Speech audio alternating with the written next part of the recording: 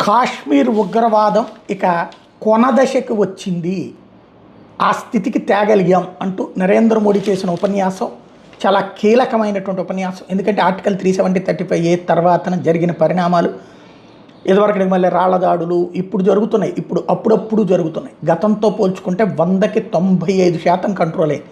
ఇదివరకు అసలు బయట తిరగలిగే స్టేజ్ నుంచి ఇప్పుడు టూరిస్టులు దర్జాగా తిరగలుగుతున్నటువంటి దశ.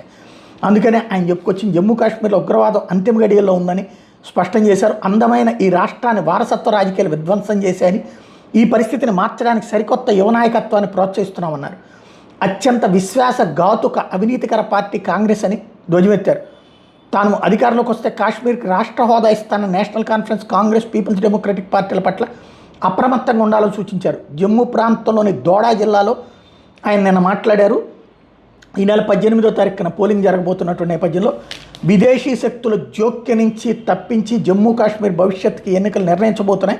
మీరు ఎప్పటిదాకా నమ్ముకున్న పార్టీలు మీ పిల్లల గురించి పట్టించుకోలేదు, అవి వాటి నేతల పిల్లల అధికారం కోసమే పనిచేసినాయి. 2000 సంవత్సరం నుంచి ఇక్కడ పంచాయతీ ఎన్నికలు జరగలేదు. ఈ అసెంబ్లీ ఎన్నికలు కాశ్మీర్ యువతకి 3 కుటుంబాలకి మధ్య జరుగుతున్నాయి. గత 10 ఏళ్ళుగా కాశ్మీర్లో ఎంతో మార్పు వచ్చింది, కళలు నిజమవుతున్నాయి. గతంలో పోలీసులపైకి విసిరిన రాళ్లు ఇప్పుడు భవనాల నిర్మాణంలో పాలు పంచుకుంటున్నాయి. ఇది నేను చేసింది కాదు, రాష్ట్ర ప్రజలు తీసుకొచ్చిన మార్పు అన్నటువంటి విషయాన్ని గుర్తు చేస్తూ కాశ్మీర్లో ఇక త్వరలో రైళ్లు నడుపుతామని కూడా చెప్పారు. శ్రీనగర్ రాంబన్ మధ్యన రైల్వే లైన్ పూర్తయింది, ట్రయల్ రన్ నడుస్తోంది.